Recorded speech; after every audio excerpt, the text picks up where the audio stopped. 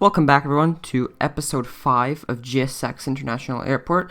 In today's installment, we're going to be doing the taxiway markings, and this is going to be pretty much tying a lot of stuff together and really giving the airport a more realistic look to it.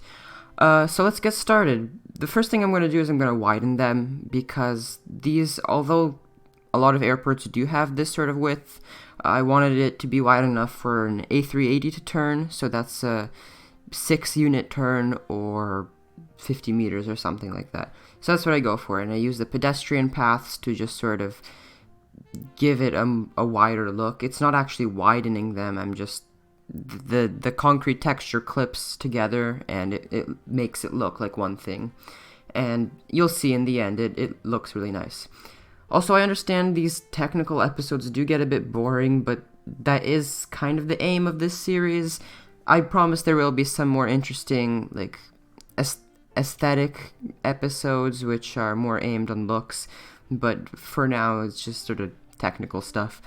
Yeah, basically I'm just widening them to, I think it was 48 meters or something like that, because the default taxiways are 32 meters. Yeah, 32 meters it was. And you can see basically right now, after repeating that process on all of them, which took so long, we end up with this, and it's already taking shape. Basically, I have the curves of 6x6 when they are connecting to the runways, and around 6x6 or 5x5 towards the inside. Like right there, you can see it's really nice and smooth, and in general, I'm just super happy with all of this. I really would recommend doing the same thing. In FBS, they used a road to widen it and give it the edge line at the same time, but I sort of decided to do that on my own. In a second, you'll see with Vasimir's props.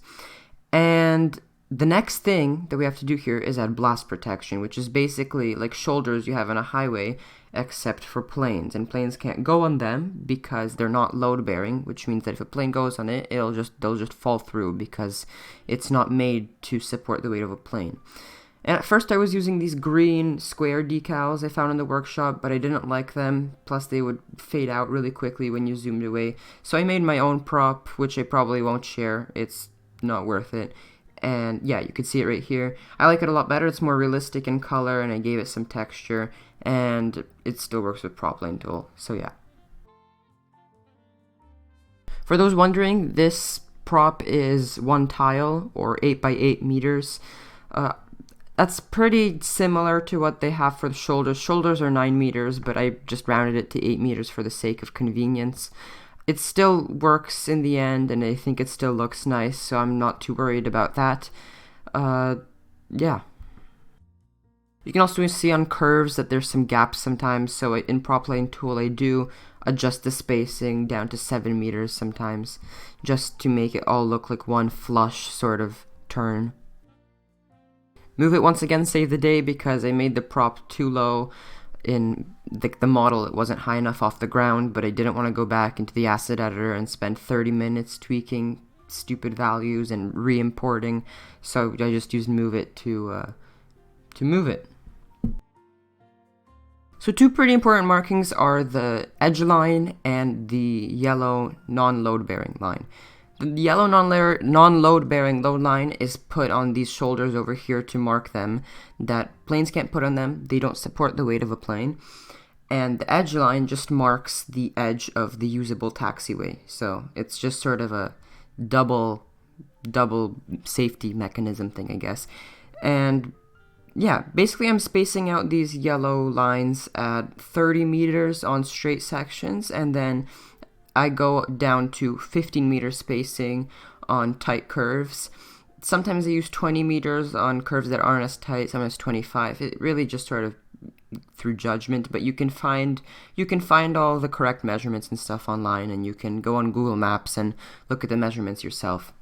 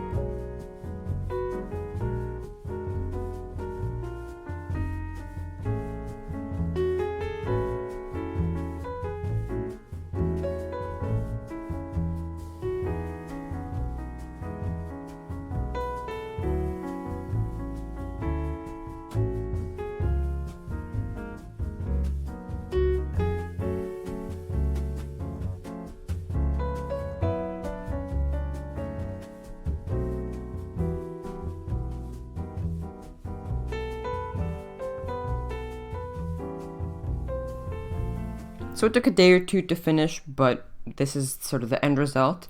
You can see I left the portions up until the runway blank. You'll see in a second, we'll change that up. But in general, I really like it. It's really simple, and again, you're just putting it along the edge of the taxiway. The parts where you see where I didn't put it, that means I have something planned there, so I can't put it there because I might still have taxiways running there. The props do disappear a little, but I don't really care that much. It's not that noticeable. This section over here is going to be a separate episode because it'll be up against the waterfront, and you can see right now I have land surrounding it, but that's just temporary. It's just a placeholder. Yeah, it's nice, but we're still not completely done. The next thing I wanted to do was basically get as close to the prop limit as I could by basically replacing all of the taxiway center lines. I don't like them, they're ugly. So I used Vasimir's props. And they come in different sizes, 12 meter, 6 meter, and 2 meter. So I used 2 meter for curves, 6 meter for less curvy curves that are more straight, and then 12 meters for just the straightest thing possible, trying to be efficient with the props, but I want it to look really nice. And all I'm doing is I'm covering the center line and just dragging it across, and then I'm also doing intersections with them, and you'll see that in a second.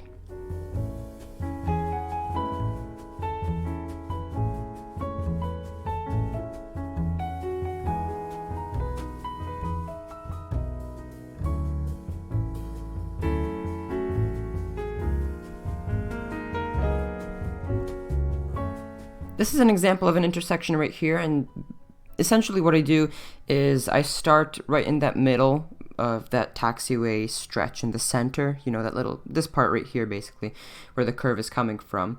And then I use the freehand tool, the sort of wavy line, which gives you an equal curve, and I just get it to connect basically to the other center line.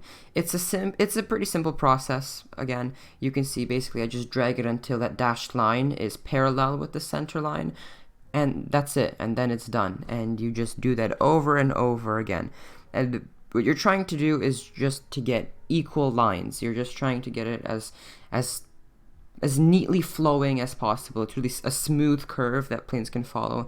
And basically what pilots do, they trace that line with the front wheel, and then the entire plane follows it.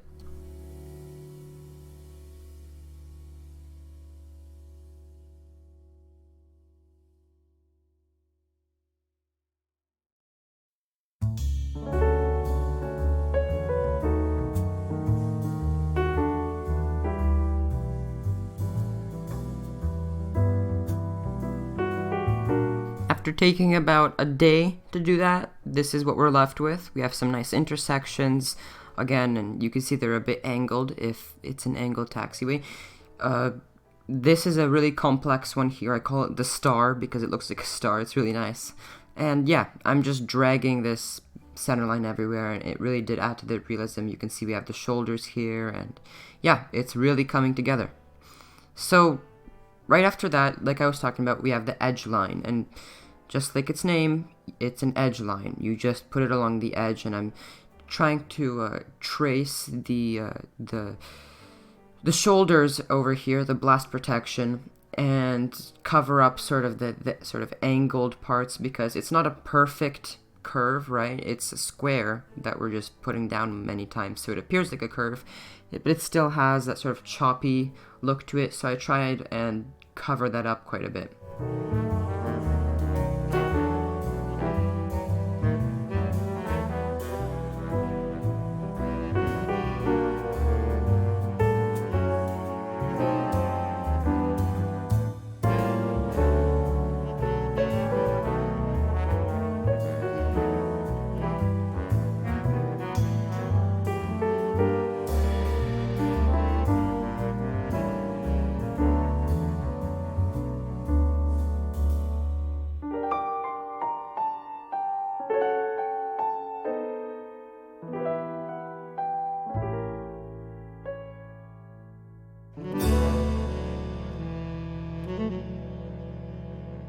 And now we begin with our runway connections. So here what we do is we take this hold short line, which is 75 meters from the runway center line, and it looks like it's always going to be perpendicular to the taxiway centerline, or at least as close as possible. And here I put the 45 by accident, but I fixed that later. It's supposed to be 75 meters from the runway centerline, so it's pretty far. This is too close, like you see right now. And stretching from there for about 46, well, it really is 47 meters, but this prop is 2 meters long, so I had to go with 46 meters because it's an even number. We have the enhanced center line, and it's really just a center line that has dashed lines on the side to basically indicate that they're approaching a hold short line. So while I have a chance to say this, I'm unhappy with my ramp area, my gates, my spokes, basically, that you saw me do in the ramp episode 2. I sort of rushed them, even though the whole episode was 40 minutes. That was a lot, but I don't like them, and I want to fix them, so we're probably going to skip one video. Basically, I'm just going to take a week off to fix those, because there's a lot of work there. Yeah.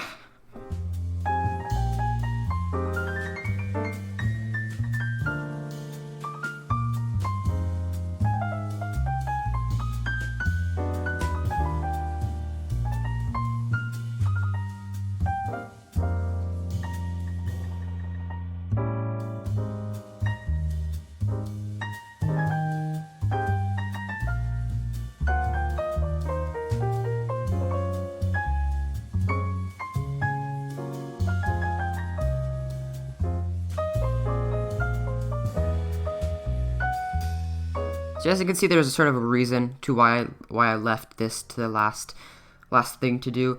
Not only does this take the longest amount of time, but also you could see that the shoulder markings here are a different color, and that's because I found at a lot of airports they tend to not paint these green, because that does need to be maintained, and that's pretty costly because there's a lot of stuff to paint. And I guess these shoulders the paint wears out faster, or they just don't want to maintain them. You don't always want to be fixing stuff next to the runway. So yeah, I just changed it to a different color, and it really does pop out the taxiway and runway connections a bit more, makes them look different. And yeah, I really like how it looks in the end, and if you want to do this, I do suggest you do it. However, it's not crucial. It's really just me and my obsession with trying to get things as close to perfect as I can.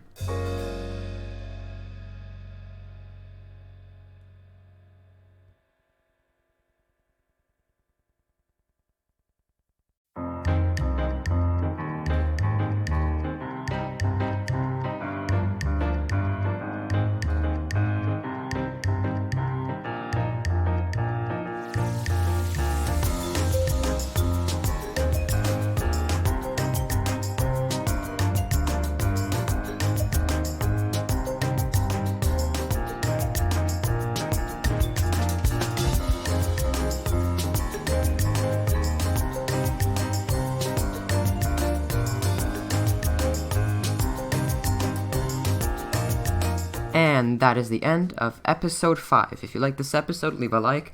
Tell me what you liked in the comments. And if you didn't like it, leave a dislike. Tell me what you didn't like, and I'll try and fix it.